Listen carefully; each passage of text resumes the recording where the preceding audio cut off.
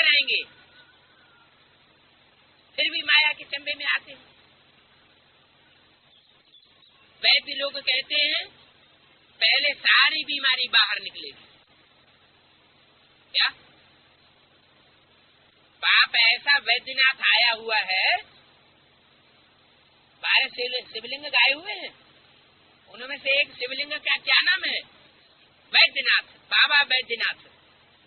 तो बाबा वैद्यनाथ ऐसी ज्ञान की दवाई गोली लेकर के आया हुआ है, जो गोली खाने से क्या होगा? पहले सारी बीमारी बाहर निकलेगी। क्या है?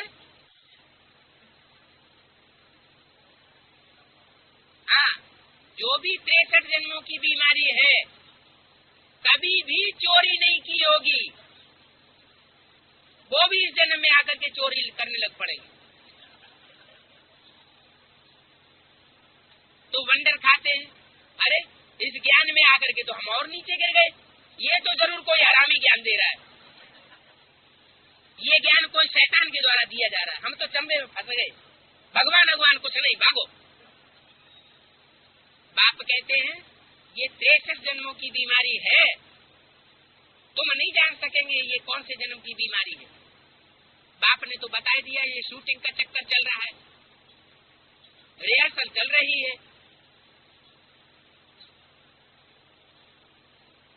तो पहले सारी बीमारी बाहर निकलेगी, उसमें घबराना नहीं है।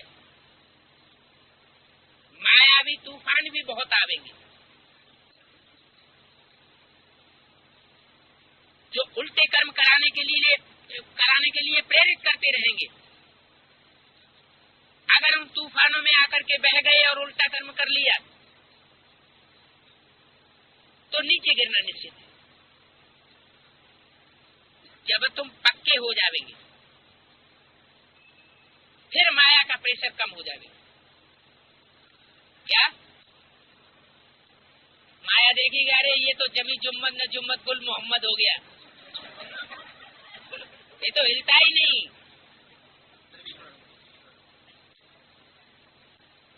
गुम्बद होता है ना, नहाने जाते हैं तो घाट बने हुए होते हैं नहाने की, सीढ़ियां वगैरह, और सीढ़ियों के दोनों तरफ गुम्बद बने होते हैं, गुम्बद से कूदते हैं। हाँ, पोखरा में, तालाब में, नदी में, वाराणसी में वो गुम्बद होते हैं। तो गुम्बद तो बहुत स्थिरियम होता है, अगर गुम्बद की तरह स्थिरियम हो गए तो फिर माया तुम्हारा कुछ भी बिगाड़ नहीं सकेगी। माया का प्रेशर बहुत कम हो जाएगा। माया समझ जाएगी अब ये हिलने वाला नहीं है। ये कौन है? ये अंगद है, इसने अंग जो है वो दे दिया है। अंग माना अंग, विकारों में फंसाने वाला अंग, और द माना दे दिया। किसको दे दिया? बाप को अर्पण कर दिया। क्या अब ये अंगद हो गया, अब ये हिलने वाला नहीं है। जब हिलने वाला नहीं है तो माया पीछे क्यों पड़ेगी?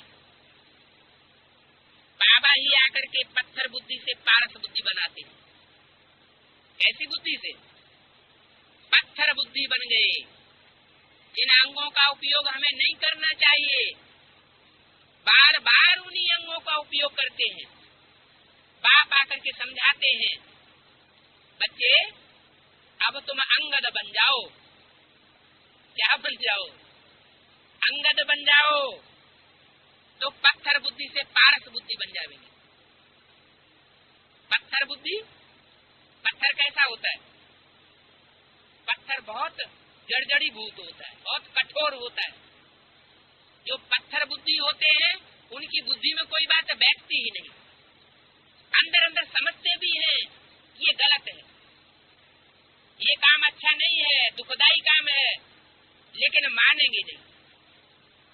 सारा ज्ञान उठा करके एक तरफ रख देंगे, बुद्धि पत्थराई जाती हो कहते हैं मैं पत्थर बुद्धि को पारस बुद्धि बनाने के लिए आया हुआ हूँ।